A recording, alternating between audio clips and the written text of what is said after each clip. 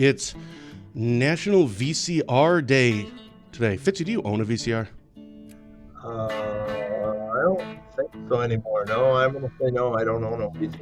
All right, well, that's our first trivia question for the day, is what year was the VCR launched for home use? 1965, 1970, 75, or 1980?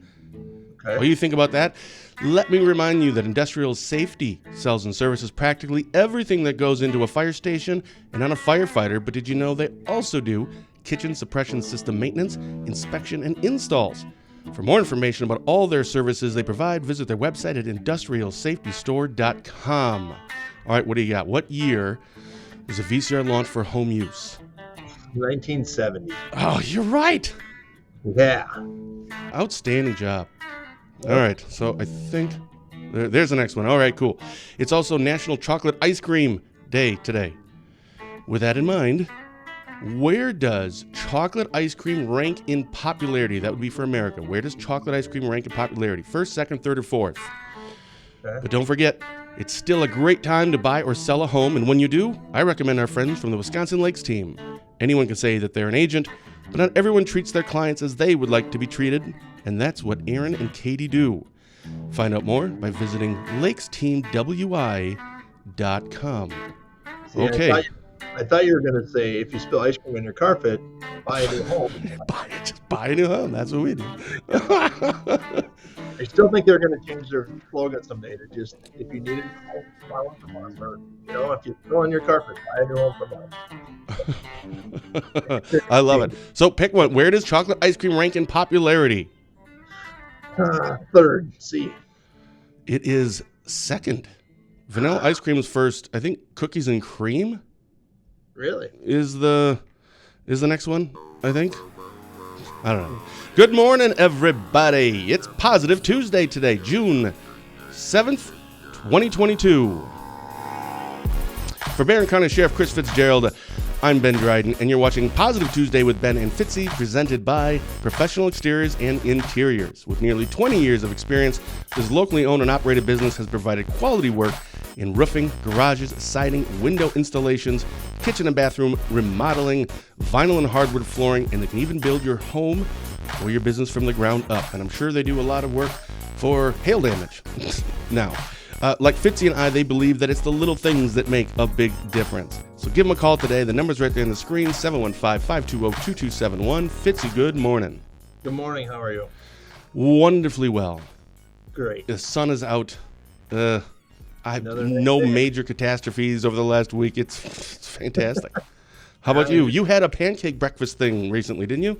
I had a busy weekend. Yeah, I did a lot of PR stuff this weekend. So, yeah, what'd you do all weekend? Nothing. I was following good morning, Tia. So I love storylines. You know that. Like, I don't root for, like in sports, I don't root for teams. I like storylines. And I don't mean stories for, like, Dryden Wire, not for, like, an article story. I just mean, like, this year I'll probably watch, like, the first game of the Cleveland Browns because of Deshaun Watson and all that mess that he is in and blah, blah. I kind of want to see what the crowd's going to. I just like storylines. Right. And let's face it, politics is pretty much entertainment at this point. Granted, they're talking about serious things and there's issues and, whatever. But I really just kind of root for storylines. So obviously this weekend, it kind of came out that one person running for governor, Michaels, that maybe his nomination papers weren't, didn't have the right address on it. And then not quietly, but the sub story there is Patty Shockner. She's been on our show before. And I've had her on the show many times, when you weren't here. She was also on there as didn't have the right address in there. So therefore, all that stuff could be kind of thrown out and they're not on the ballot. I don't think that's going to happen, but that's what I was watching this weekend. But I think, don't they have to? Why wouldn't they? I mean, if you don't do your sheet right. Well, there's a law for a reason. If we don't follow the laws, why do we have them? But, it'll be interesting to see.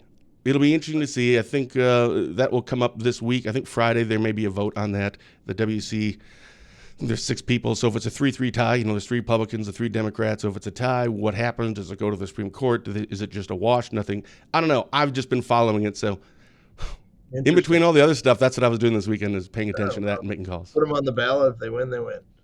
They lose, they lose. Pretty much. All right. No, hey. We had a pancake breakfast, huge turnout, and over in Elmina. at the Wolk Farm. I mean, it was unbelievable. Over 3,000 people got served pancakes. They ran out of pancake mix. They had to go buy more. I mean, it was awesome. It was a beautiful day, beautiful farm, and lots of stuff going on. Went to Camerama in Cameron this weekend. What's that? That is the festival in Cameron. Camera. What do they do for the festival? I've never been there. They had a running race. I did a half-mile race. Came in last. But you did it. Well, it's a mile race, but I had somebody drive me to the half mile so I could come back. Well, that's not. I've done it for it's probably 10 years now. I've always come in last so that the kid doesn't come in last, and they do such a great job at the Haley's Comet Run, put out by the Gerbers and a bunch of sponsors. I mean, it was just a cool run. Right. And they give scholarships away, and then I went to a kids fishing derby for the Rice Lake Men's Club. I mean, and then I went over to Turtle Lake to a neat event, and then worked a little bit Saturday night, went to a parade on Sunday, and went to a kids fair for Aquafest. Rice Lake Aquafest is going on this week, so festival season is here. That's your favorite time of year. That's right. It is. I was going to ask you, I know you like Mountain Dew a lot. Yes. Have you heard this new hard Mountain Dew? It's interesting, isn't it? It's alcohol Mountain Dew. Yeah, I know. And I don't drink alcohol, but maybe you'll start. Yeah, I mean, I'll try. But that's been my biggest issue for the last 15 years as sheriff is they're like, we don't market towards kids. I'm like, what do you mean you don't market? Like this is like when I was a kid, they literally had this candy cigarettes. Right. Like and looking back now, it's like, how did we get away with that? Yeah. And this clearly is marketing towards a younger, audience. Exactly. Maybe even under 21. So yeah, I don't know. I mean, I don't care. It's a business. Do what you want. But they don't flavored cigarettes and flavored vapes. I mean, that's not marketed towards, you and I. Yeah, right. I had a bubblegum vape flavor today. I mean, yeah, it's really marketed towards, but it's very, very popular. I mean, you see these liquor stores, they put their display up and it's gone instantly, I guess. Really? I don't know. It's the newest trend, or I don't know if they only give 20 cases to each liquor store. I don't know how much it is, but I mean, it's kind of a neat trend. And yeah, I don't know what it tastes like. Do you like trends? If there's something that's new, okay, I'll try it. Yeah, I'm in. Yep. There's something new, I will try it. Yeah, that's me. That's why the people have deals and sales, because of me. Pretty much. You're a sucker for all those things. But yeah, I don't know. Yeah. Mountain Dew with alcohol. I mean, obviously it's not sold next to the Mountain Dew. Right. But that's also weird. I mean, how lazy are we? I don't know what normally goes with, I don't drink hard alcohol, mixed things. I don't know what Mountain Dew, let's say, goes with vodka, which I'm sure it doesn't. I have no idea. And someone says, boy, I really want a vodka and Dew. But I'm not buying 2 jars, 2 containers. Now, if you put it into one, okay. But how lazy are you? I don't know what it tastes like. It's a beer, I think. Oh, is it?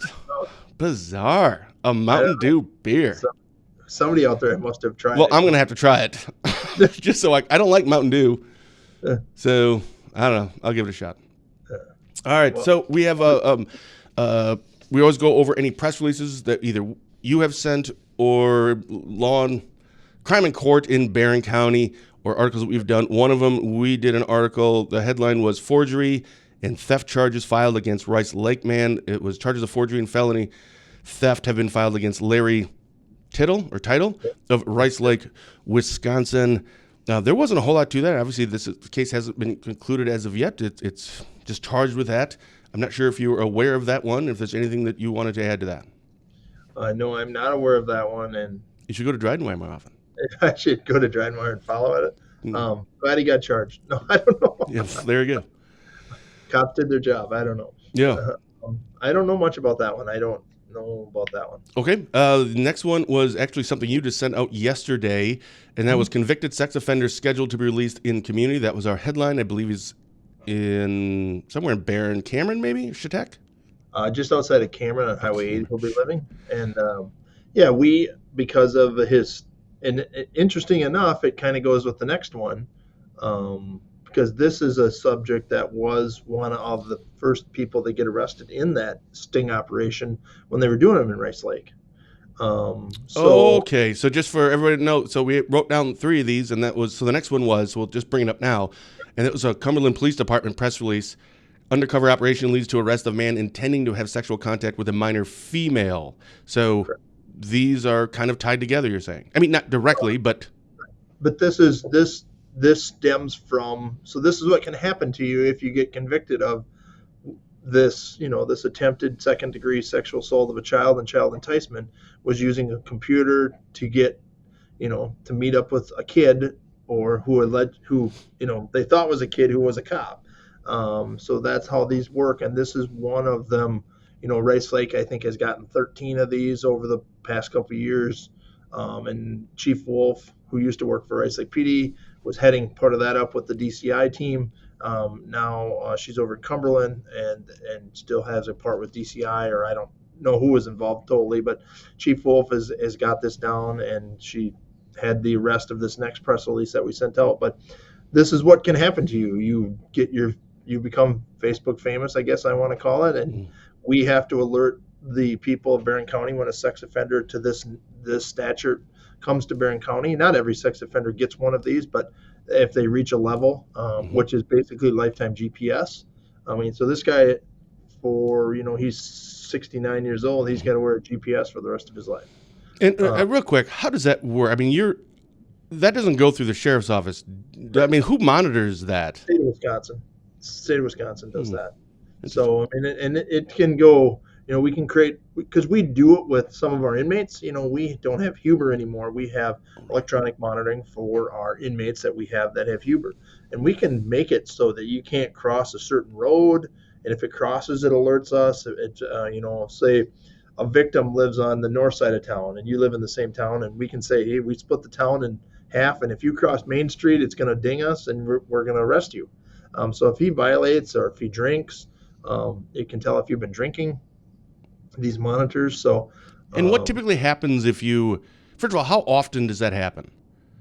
We've been doing this for about 2 years, and I think we've only had 3 violations of all the inmates that we have. I'm not saying the state of Wisconsin. I'm saying sure. And then when you get notified, you send out a cop. Obviously, it's easy to find them. They cut it off. I mean, which is then an escape charge. Right. So then what happens to them then? Is it just, all right, come back in? Now, remember, we told you. So don't do it again. We would ask the judge to revoke the Huber, because that's a Huber violation. So you would get revoked and have to sit your rest of your time, whether it's 90 days, 100 days, whatever it is. Plus, any good time can be taken away. So if you've accumulated good time, you get so much good time per every 24 hours you're in jail. Really? So your good time will be taken away. Well, and you get good time just for, being good. Makes sense, I guess. You and I are very clever, yeah. We got so much good time built up. We could take the next year off. Yeah. So we put this out, and this isn't so people can harass this person. This is just to make people aware that there's sex offenders living in it. And there's a DOJ website. Probation has it, so you can look up. There's lots of sex offenders living among us. I know. I did that once, and it kind of scared me when I put in our address. And I think it showed like you're 3 miles around you. And I'm like, and I'm in Spooner. It's a small town. I'm like, holy buckets. Yeah. So I got all information. Showed the kids. They walk to school and etc. I'm like, okay. And now I said it, and so it's probably not good.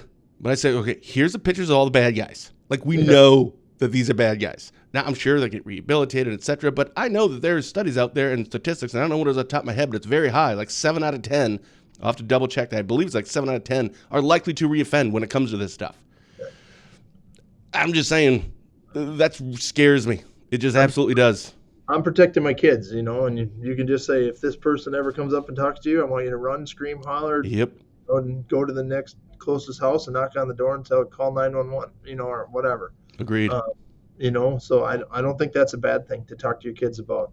And they're not throwing rocks at his front door, but no. That's what I don't want. But, that's what we don't want. But you have to prepare your family, and that's what that press release was for. It's not to embarrass the subject. It's not to do anything like that. It's to say, I'm informing the public. It's my job to protect the public, and that's what I do. And we've talked about this before. Where are you on the fact that they come back to the community?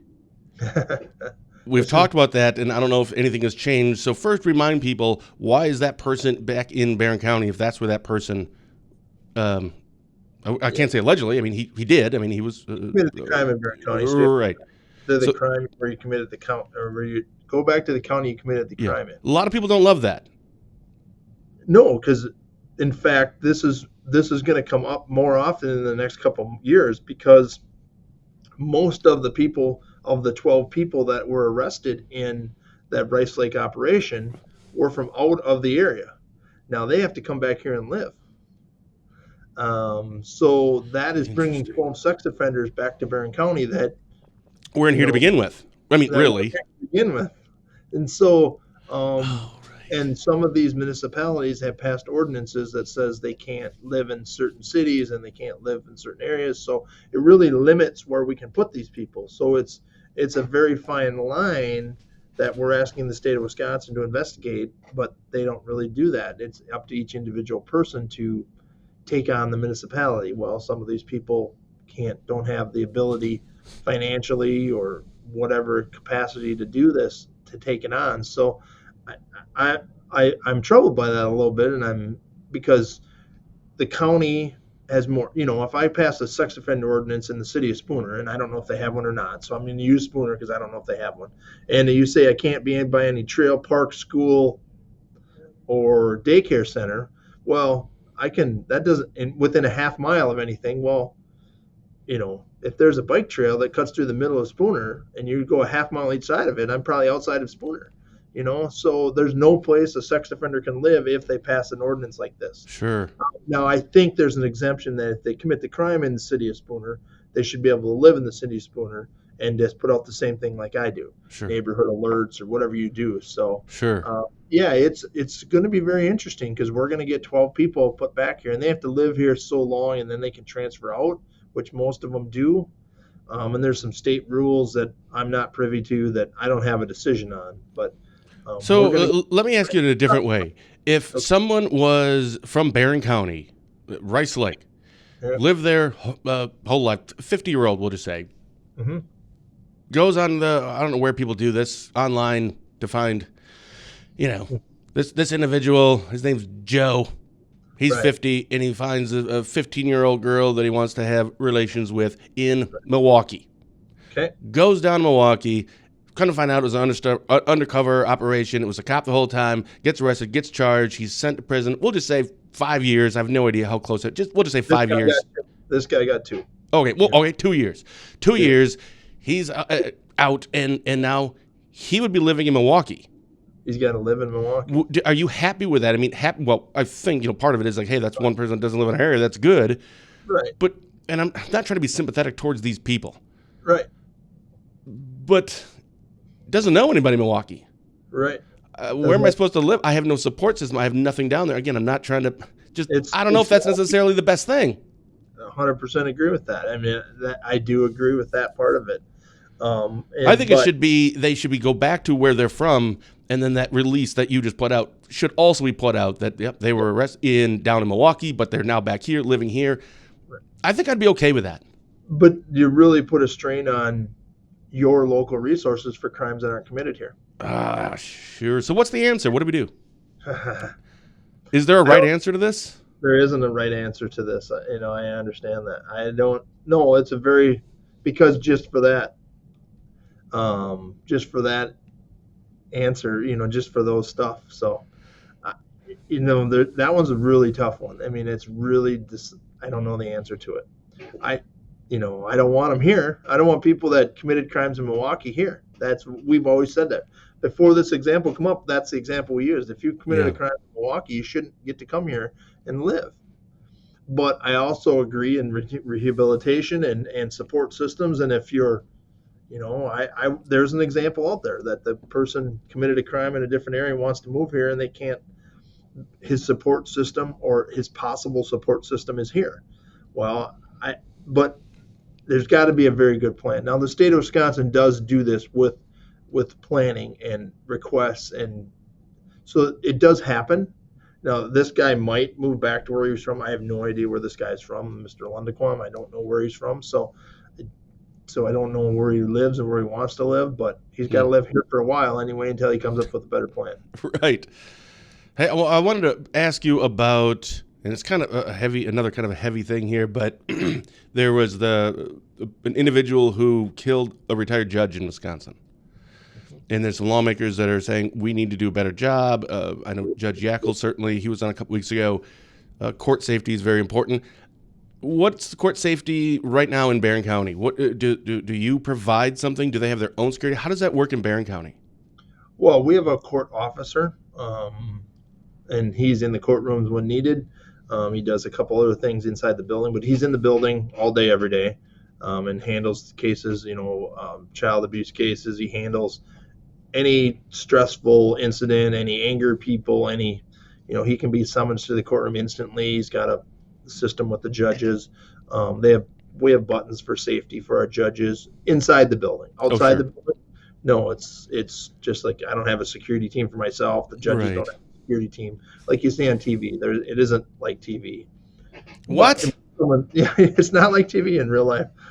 So, but if someone threatens a judge or threatens a law enforcement officer, then we can arrest them and go through it, and then no contact, and no different than any other victim. We're treated. I mean, there's some tougher laws. If you threaten a judge, there's some tougher laws. I'd like to see the same thing for doctors and for lawyers and for cops and for teachers, that if you threaten them, but And founders of media outlets. That'd be nice. Right. Well, you're right. I mean, I can be swore at and spit at. Well, not spit at. Yeah, but that's that's a little bit differently. But you can somewhat threaten me, and there's threats to law enforcement officers. There is a statute there, but the good. threats to a judge it's a pretty big deal. Yeah, and this person, I read this morning, he had like this hit list, Yeah. and one of them was a candidate running for Chippewa County Sheriff, Yeah. who was he was with that. him in prison. It was on his beat on his thing, something. He was a corrections officer, so Right. he knew him there. And he's like, nothing happened. I just knew of him. Right. But that really kind of brings it back home, right? That because this judge was I believe at home, but retired, so it wasn't in a courtroom. But there's your phone again. Yeah, so that's a candidate that's running for sheriff. Speaking Right. of, and I should have brought this up at the very beginning when I was talking about your stuff not filled out correctly. Did you fill out your papers and did you turn them in? Yes, I did. So you're the only one on the ballot, right? Yes, I am. What? Yeah. How much money did that save you? Well, it saves 10 grand? My first election years and years and years ago, I spent between $10,000 and $15,000, I think. So That's about normal for a local sheriff's race. A lot of that is people that donate money during political campaigns. People donate money to you, so people that support me give me money, and so that saves me a lot of it. The money isn't the biggest thing; it's the time, it's the pressure on your family, it's on your friends, your family. You got to put up signs, you got to make them look good. You've got to go to events. Now, I love going to events. Anyway. This is all the things you would do anyway. This is. I'm glad I don't have one, and it's an honor to be the sheriff and be here for another 4 more years. Yeah, you'll be for another 4.5 years. Yep. And so it's pretty special. I love my job. Is that it? 4.5 years? Are you retiring after 4.5 years, or are you going to keep going? I love my job. So I'm not hearing an answer. There's a political answer behind this. No, okay. I don't know the answer to that yet. 4.5 years is a long time from now. It just is. A lot can happen. And just some side commentary. There's people out there that beat you up, and we've gone through this a lot of times. And I received an email last night from a citizen in Barron County that wasn't happy again with some service, but we underperformed 6 months ago. Now we've overperformed and did too good of investigation, and that was the complaint. It's just like I don't know how you win this. There's no winning. I'm not looking to win. I'm just looking to serve the citizens, and so I have some concerns. I hope we did our job right. I believe we did our job right, but now we've underperformed. Now we've overperformed, and so it's frustrating. And I, as you do, take my job very seriously and personally. and because we Because pour you our want to make it's not that you want to make everybody happy, but in a weird right, way you do. But that's not for the meaning that it probably you could take that as like make everybody happy. But it's no, I feel like we're doing what we're supposed to be doing. I think the frustration has to be, but we're doing it the right way and explaining it logically, rationally, and laying it all out. And then when they just don't see it, right. that's the frustrating part. It has to be okay, help me understand what you don't understand. Well, emotion plays into this, and feelings play into this, and people deal with crime and My shaver. doing an investigation. Yeah, and I understand that we all deal with grief differently. We all deal with fear differently. We all Yeah. deal with anger differently. So I get it, but our cops are just people too, and I just thanks Mary and thanks Schaefer for. I mean, the support that we get is tremendous, and I, that's why we started this show. I mean, to show that there's good in the world, because at the time we started this show almost 100 shows ago, there wasn't. It felt like there was no good in the world. It Yeah. felt like all going to heck, and so, but that was just a side note to make myself feel better, because this is partly my show too, and it's frustrating when people pick on your department and you believe in your people and your people do a good job, and to be penalized for overperforming. And I get it, I understand it, and it's a no-win situation, and that's What it shouldn't be. it It should. shouldn't be a no-win situation. You and a lot of other people could identify with this. If you are responsible for you're the sheriff, you're responsible for what was it, 78 people? Yep. 78. A lot of people. Mike Schaefer was there. He's responsible for a number of people, and it's like being a parent. We've used parallels about parents and jobs in the past, and these are your kids in this analogy, right? And you want to believe in them, and you teach them and you train them, but you got their back and you're there to help and support. But if you get a call from the principal saying they're underperforming, it's all right. We'll look into this and we'll address this and etc. Or maybe a teacher calls, and then it's now you're getting another one and saying that no, he's doing too much. It's what?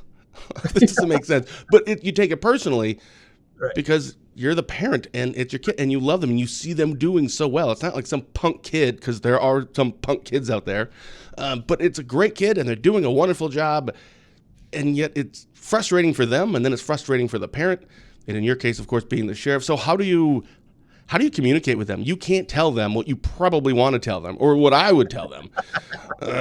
You have to, because that would be a whole story now, right? It's about how you react to situations, and just because you want to say some things, you can't. So how do you resolve this, or don't you? Well, because basically at the end, they put, if you don't resolve this, we're going to go public with it. Well, I can't base my life on threats. I mean everything we do is public. So I hope they don't. I hope they realize that it's the emotion, and I'll explain to them. I'll show them the forms we use. I think explaining some things, and Yeah. in its case, and we had a very serious, and this has nothing to do with the last night or the email I got. Sure, This sure. is a different case, and this isn't something we do press releases on. But we had a student in the Cameron district, and people in Cameron know this, that that committed suicide. It's not a secret thing, and these deputies had to handle that case, and they were rock solid. But the parents, who I was there, I get called to that scene. I talked to them, and the emotion in a case like that goes Mhm. way up and down. You're angry, you're sad, you're angry, you're sad. You blame us, you blame other people, you blame whoever. And they just had a really neat a question yesterday, because they came in and asked me some questions that somewhat frustrated them, I think, was the question. And the question that the family had, and I don't know who in the family had this, but it was a good question. They said, "How come you asked us?" And it's a sucky question to have to ask. I had to say, what funeral home do you like? We had the medical examiner there, and you have to ask somebody what funeral home they'd like. We can pick one until you decide, but it's a very crappy question to have to ask somebody Yeah. when you, after 1 hour or hour and a half into this incident. But on TV, you see the medical examiner or the coroner show up, Mhm. and they take the body and put them in this, into the lab or whatever they want to call it, into this basement of the police department. Most of these are in the basement of these police departments. Well, we don't have that system here. So it's not like TV. And I said, we just don't have, the medical examiner doesn't have this cold storage building or this, Yeah. place that we can do this stuff. All our funeral homes do that with us. I mean, those are people that are unsung heroes in our community that do a lot for our community in a very tragic time Mhm. as our funeral directors in Barron County. I mean, they get called in the middle of the night, they get called in the middle of the day, and it's never a good call when we call them. I mean, there's a person that never gets a good call, except that they do wonderful work and people do call them and thank them, because they're unbelievable people. All of our funeral home directors in Barron County are. Mm. So I just think some of it is understanding our job, and we want to make sure it's a complete investigation, and we only want to do this once for you. We only want you to go through this once, and sometimes it's doing the information right there and we're asking you a lot of questions, and it's probably maybe not the exact right time to do it, but we also don't want to have to come back or hold that crime scene, or it's not a crime scene, hold the scene to make Yeah. sure it's not a crime.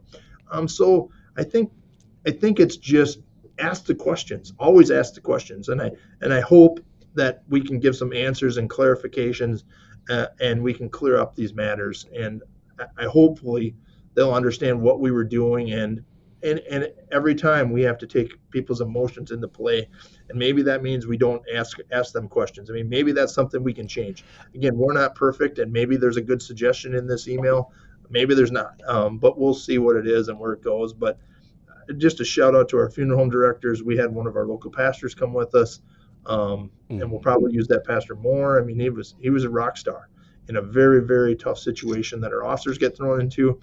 That's the kind of thing that people don't know about either in law enforcement. That's why we do this show, why I do this show, because everything's not a press release. I mean, we did 100 things this week that you didn't Yeah. hear about because Yep. we didn't do a press release on it. And we don't do press releases on suicide. But I can tell you, we had 4 deputies there for multiple hours, including myself, a funeral home director, a medical examiner, all in Barron County to handle one call, because that's the right thing to do. Mm. Make sure it's done right and do everything we can for these families in these tragic situations. So, We also don't do anything on suicide unless Right. law enforcement sends us to us, which we kind of like it if they don't. We don't do anything on those. And honestly, it isn't because it's a sensitive thing, which that is. It's because of when Marilyn Monroe, killed herself. Suicides went up 10%. right. Same thing happened after Kurt Cobain. There is this. I don't remember what that's called. Not copycat, but it's the. It's similar. Something, I think it's a different word, but those things kind of go up, and it's like, I don't want to do that. I don't want to be responsible for that. So we just leave that stuff alone. So I'm glad that you don't send a lot of those out because I don't want to publish them, but our policy's always been if law enforcement sends us a press release, we post it. And it's only been a couple of times that we've ever received one of those. And thankfully, it's only been a couple of times in 6.5 years. Because I don't like doing those. This family did, I got to commend this family because they said it's okay to talk about because we don't want this to happen to someone else. Some good has got to come out of this, and that's what we sat and talked about that night at 3:00 in the morning. We're having this conversation on the deck and about how, why did this happen? I can't give you the why. I mean, if I knew the why, it'd be great to tell you, but that's not going to happen. I'm not going to be able to produce that why, but some good can come out of this. And if another family doesn't have to go through this, and I think that's the point to an email that I received. But this family said, it's okay to say the word suicide. It's okay to say, we don't want another kid or another family to have to go through this or another parent to have to go through this. There's people that get help. We'll always come and help. So please, if you know somebody, and credit some of the kids that called in to report this, and that's how we learned about this and discovered it. So I don't like the way the family had to deal with it, but they discovered it. It just sucks. And so, but hats off to them for allowing us to say the word suicide, because some people don't like that, and they want no family to go through this. They don't want, bad things to happen to other people, and some good can come out of this. And I hope there's a kid out there that reaches out maybe because they're feeling sad or mad or upset or They broke up. I tell high school kids all the time, no girl, no boy is ever worth this. No drug is ever worth this. No bad grade is ever worth this. We can get through all of that stuff together. And that's what we do. And that's what I do. And there could be pissed off people in the world right now. And that's just too bad. That's what we're going to do in this department and in this county. And, there's a lot of people that want to help. And I can get a lot of people to drop what they're doing right now and come and help you. And so just a side note, but so okay, so it's very difficult to have any levity when we're talking about this topic. So forgive me if it's inappropriate, but bad grades, that's literally that's one of the things that makes people, because I got lots of bad grades at school. I didn't care. Whatever. It depends on, I didn't know that was a thing. You don't know what's going on in their head and their life. And so it's very difficult. And that's why I'm very happy with many of the parents around here that talk to their kids about topics that they shouldn't be having to deal with. But kids today with the internet have to deal with more topics than you and I had to deal with. And so I think it's very important for parents and grandparents to be involved in kids' lives. And going back to, you had said one of the reasons that you do this show, and that's something that we've talked, I think, in the past before about one of the reasons that we do this. Everything, it's Positive Tuesday. Some of the stuff's heavy that we're talking about right now. But there is some positive that comes out of it. But in one of those positives, because it can't be all just, a barrel of laughs. I mean, it would be if it's up to me. But it's okay to have those conversations. Like, we're two adults having a conversation about something that's tough. But, it's okay to have those conversations. It's okay to say that word, suicide. Let's talk about it. Let's get it out there. Let's have a discussion. Talk to your kids. Say thank you to the people that were part of a lot of the stuff that has to go with it, the behind-the-scenes thing. I think it's okay to talk about that stuff. Yeah, and it is. And our schools do a good job, and our kids do a good job. And sometimes it's the parents, and not parents. In this case, but parents, block it, but because some people consider it taboo to talk about. I can't say that word. It's like, if I never talk about drinking or drugs, maybe my kid will never be on drugs if I never talk about it. Yeah, how's that working out for you? Yeah. So it just doesn't work. So anyway, that was our week. I think the whole point to that story is our deputies do a whole lot more than what comes out in the media. Yeah. And a lot of times they don't know how much time they spend on a case. And sometimes, and I get it. Cases, sometimes people call, and we have to ingrain this into our dispatchers all the time. When you call 911, it might be for the simplest thing, but it might be the only time you've ever called 911 in your life, and it's a big deal to you. And we need to keep remembering that and keep reminding our people every day about that, because this is a big deal to you. Even though I've handled way more cases, way more serious than this today, this is your crisis, and that crisis is important to you, so we need to deal with it that way. And sometimes it doesn't come across that way because we just came from a bad crash and someone died in that crash, and you're talking about X going on over here, and that is no the two comparisons, but to you it's way up here, and so we need to be careful of that. So I would think that's kind of like if somebody, maybe you don't have enough staff for this, but one of your deputies goes to a scene, it's a terrible scene, a person is deceased, they had to help with all this, and I don't know if you ever get used to seeing a dead body. Then what? They get back in the car and they're just a deputy, and then there's a speeder, they pull them over. So within 5 minutes of leaving a scene of seeing a mangled, deceased person, they're now pulling someone over for speeding. Is there a buffer period there where it's ideally we'd like them to have an hour? And maybe that doesn't sound like much, but maybe that's a very important hour to kind of decompress. Is there something like that? Or, well, it doesn't happen that often, so no, we really don't have anything. It's funny you say that. We just sent a guy to peer support training. We're going to start a peer support program in our department. We don't have that. Yes, I think we need that. I think it's good for us. I think it'll help us deal with certain things. So we are starting a peer support team inside the department. We have Holly Hakes from Hakes Wellness, and they used to both be, and her and her husband used to both be in law enforcement. They're out of Chippewa Falls, Hakes Wellness Solution. They do all our debriefs. They do all of our critical incidents. They were here for us during the tornado, during the Kloss case, during many things.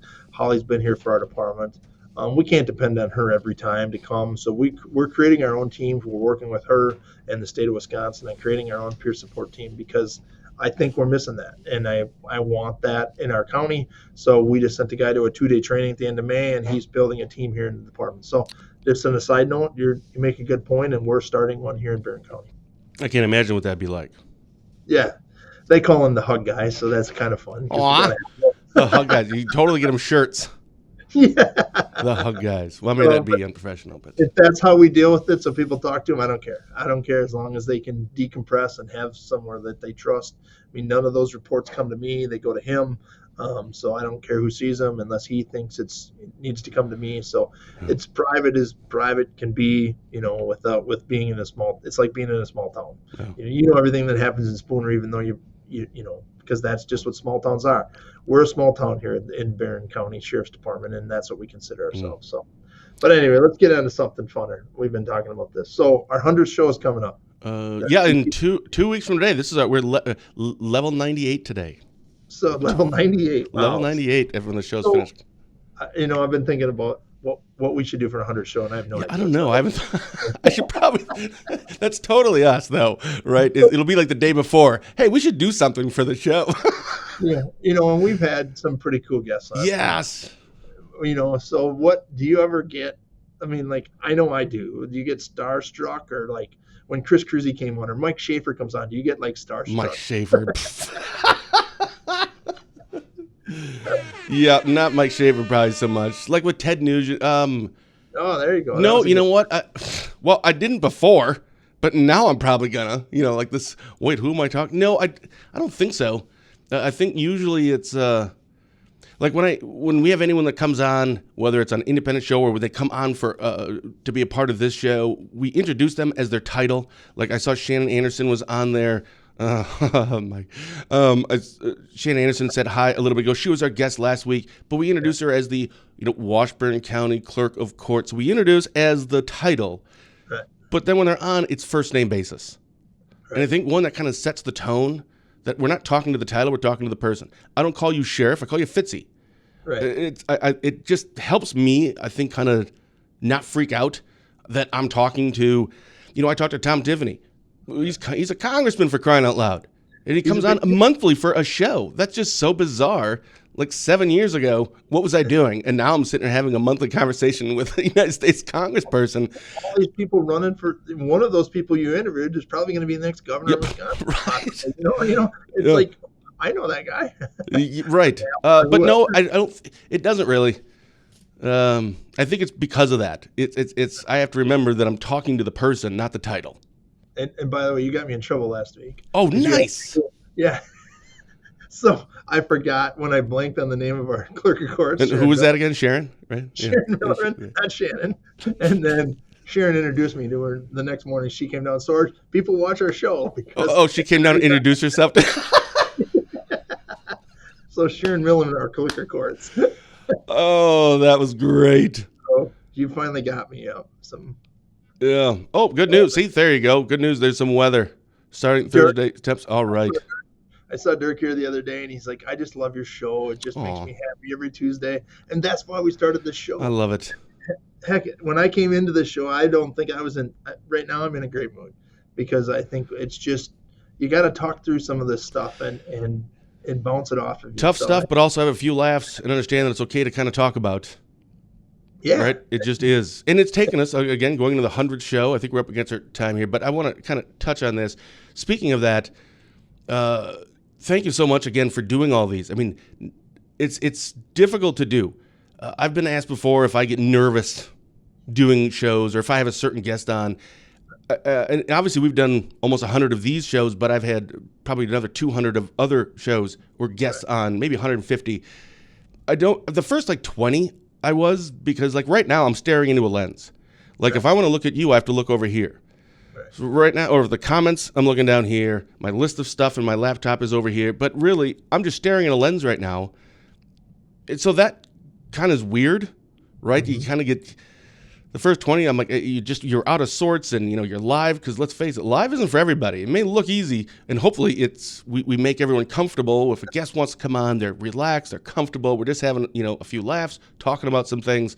But the first 20, I was probably nervous. After that, I only get nervous now when it comes technical issues. Like, oh boy. Like, especially if it's a first-time guest coming on. I don't know what their internet speed is. It's 5 minutes before I've even ever talked to them, and all of a sudden we're ready to go. So that's about it. So I think that's kind of similar for you, though. Yeah. When you talk, not just for these shows, because I think we have a good chemistry. I think this should be relaxing and easy to do. As one person referred to us in the comments a couple of months ago, we're like an old married couple. Sometimes we bicker back and forth. But you did, when you're talking to local media, and I won't put myself in that because we have the show, so it's a little bit different. It's, you know these people, it's a little easier to do, but then when you have the tornado goes through, when you have the Jamie Kloss case, and there's a couple others, there's national attention, and now you're giving a press conference in front of, I don't know, Daily Mail and New York Times and CBS out of New York or whatever. Right. It's completely different. Oh, yeah, very much so.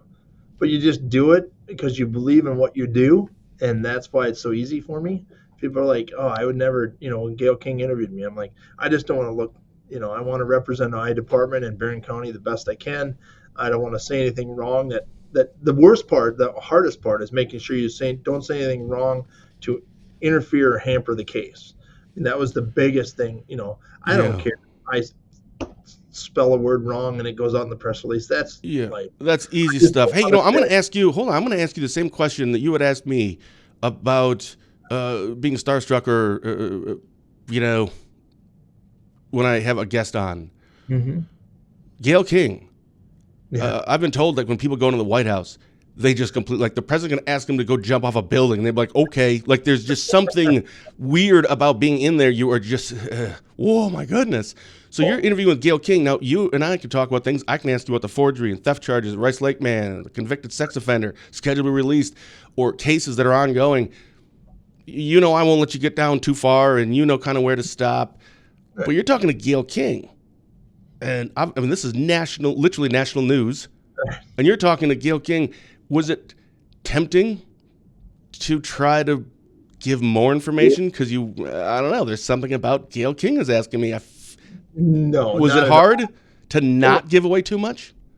It always is in every interview. No matter who you're interviewing with, it's always hard to, and you always want to treat them all the same, including your local media. I mean, that's the best advice I got from the FBI is like, don't forget about your local media.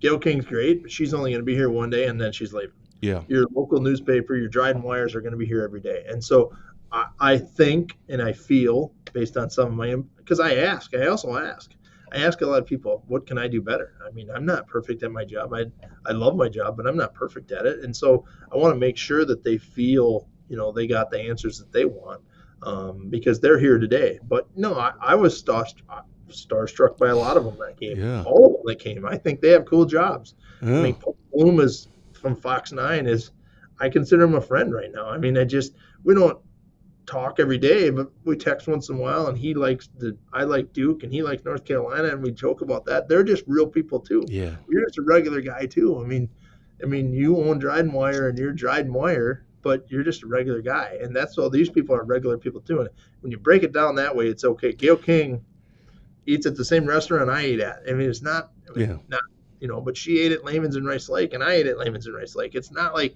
she came here and had a 8-course meal catered. Right. Private suite, on the top floor of the whatever. Celebrities are just like real people too. Isn't there that thing like Us Weekly or one of those magazines? Like celebrities doing regular things like going shopping. It's what? Michael Jackson went shopping? Well, actually, that probably wasn't true, but yeah. We'll have time for one question. Have you ever had a guest who just made you wonder why, or they were just totally weird? Weird. All right. Well, Ted Nugent was weird. But cool. That weird wasn't. That's not the right word. That was just a trip. That was the only show I've ever done where I felt like I had no control of the show, and I was okay with it. I just realized within 5 minutes, I'm like, "Yep, this is his show. I'm just shutting up and letting him do whatever he wants and talk about whatever he wants." But that's tough too. You don't want to lose. This is your show, and you have a reputation, and you can't let someone hijack it. Well, Ted Nugent could. Right. Well, no, but I've certainly had guests on because you never really know, especially first time guests. Right. You don't know what you're going to get. Is it? Let's say it's like somebody running for office. Like Rebecca Clayfish was on. Right. Rebecca, how's it going? 20 minutes later, she stops talking, which I'm fine with. That's great for me, for the host. I don't have to do anything. There's some guests that, boy, they can just talk and lead into this and then this, and others, how's the campaign going? Good. Oh, frick. This is gonna be a rough show. So I'm like trying to think on the fly because I never really look into them before they come on. I kind of want to learn at the same time, and it's, oh boy, they're just not giving you anything. So it's really frustrating. And I get it if you're running for office or if you are in office already, you can only say so much. I can tell you my favorite guests were like Adam and Patty when they weren't in office anymore, because then they can actually say what they want to say. Now, it's come back to, kind of bite both of them from our shows. Their opponents kind of use it against them. So I feel badly about that. But I like those kind of guests. The candidate ones, they kind of get old a little bit. I had Jesse James. He's a cop. He's in the assembly, and he's also a cop, the only assembly. He was on last Friday. That one really surprised me. Every once in a while, I get really surprised. I mean, that was just a legit dude. No kidding. I truly enjoyed our conversation. And some of these, like 20 minutes before I went live last Friday with him, I texted Kirk Anderson, our friend, St. Croix Falls mayor, and I said, man, it's only June. I'm really getting burned out on these Meet the Candidates. I'm just kind of tired of doing them.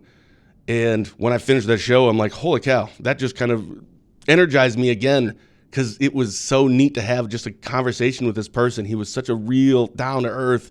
I'm not saying vote for him, look into it and vote for who you want, but it really surprised me. So sometimes you get surprised, and sometimes you think this is going to be a great guest, and they're terrible. Well, and I hope that's what people think about us. I mean, I think we're real. I think we try not to walk the line, and I'm more guilty of it than you. I mean, you don't pretty much walk the line. And speaking of that, walking the line, I just want to give a shout out to the Washburn County Sheriff's Department and Sheriff Stewart for the missing kid last week. I mean, that was a big deal. I think he got thrown into a mess prior to them getting called. So I think we went up there to help. He called and asked for some help. We brought our drone up there. Obviously, when we got there, just as we arrived, the child was found. But shout out to all of the fire departments were there. I mean, there was so many people there. It was so awesome to see. And they had their command center set up, and they had it all done. So just a shout out to them. I heard not a rumor, but someone had asked me about it. It said, I have no idea what you're talking about. Right. So I don't even know anything about it. Well, and he put a press release on Facebook. I don't think he sends it out, but I think they. Well, yeah, that's probably why. You want us to post it, you got to send it to us. That's kind of how it works. So, all right, well, that's good. Hey, nice shout out. So that was, but I think if you need help, please call the police department first or sheriff's department, and don't do your own search. I mean, let us help you. It doesn't mean we start with everybody big, but I had heard it got crazy. So let me help you. All right, what your favorite guest? What about Dave Wilson? Dave Wilson's a good guest. For a while. Yeah, I suppose. Yeah, we haven't seen him on for a while. I don't know what's going on with him. Yeah, Dad. Yeah, he should come back on. We should have him on one of these shows. We should do another one of those Sheriff's Off. I love that. We should do Sheriff Off number 2. That was so much fun. What do you have coming up this week? Wouldn't we? We can all do it in the same room. My dining room right here, because I left the office while we try to find a new one. So our studio. So yeah, you guys can come here and in my dining room. We'll get some hard Mountain Dew or hard Dew or whatever. It'll be a great show. We'll probably pass on. Okay. I'll come and sit with your dad anytime, any day of the week. He's a great guy. Yeah. Thank you. That's nice of you to say. And I would agree. So what do you have coming up this week? Aquafest, Race Lake Aquafest. The parade this weekend, and the music is this week. And thank you, Sharon. I won't be chasing any bad guys because last year I fell. I mean, I chased that guy and I tackled him. I mistackled him.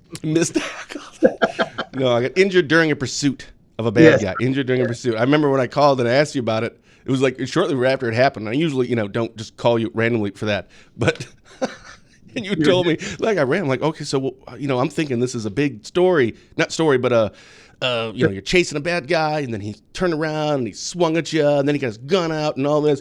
And you're like, yeah, no, my vehicle rolled back and this, and I started running and I just fell. I'm like, all right, so don't say that in your press release. It was more than that. I know, but it just sounded so funny when you were explaining it to me that I just ran and I don't know. Next thing I know, I woke up because I must have hit my head too, and I hurt my arm, and you just fell. It sounded so funny. Anyway, let's move on. Let's move on. All right, what do you have coming up this week? That's about it. I mean, what do you got going on? Anything? Oh, that's a good idea. We should add bloopers at the end of the show. We have tons of. Well, our whole show is just one big blooper. So it's the second Thursday of the month we always have. Speaking of, Congressman Tom Tiffany on, but that has been moved to Friday morning at 8:30. I guess he has, I don't know, going to be testifying or doing something in Washington, D.C., so we can't be on Thursday morning. So that'll be Friday morning. And Friday's the last day of school. What's that? He was at the dairy breakfast. Was he? Yeah, he was. Which line did he get in? Yours or Jeff's? He was actually serving. He was serving the people of Barron County. What? Yeah, he was there at 6 a.m. It was before 6 a.m. He was in Barron County serving eggs. Romaine was there. Armstrong was there. Everybody was there. We were all having a good time. Nope, not me. You didn't come to Matt's fundraiser, so I'm like, fine, I'm not going to go to your dairy breakfast. I had something. You had something? I had something. Who had more? Do you count in terms of the line, like you and Jeff, or is it there is no? Well, there's like, no how do you know who won? I do. I did. I called it. Oh, this is a great show. Thank you so much, Fitzy. All right. All right. For Barron County Sheriff Chris Fitzgerald, I'm Ben Dryden, and you've been watching Positive Tuesday with Ben and Fitzy, presented by Professional Exteriors and Interiors. With nearly 20 years of experience, this locally owned and operated business provides quality work both on the outside and on the inside of your home or business. So give Brian a call today, 715-520-2271. As we sign off, remember, it's the little things that make a big difference. Thank you for watching, and have a blessed day.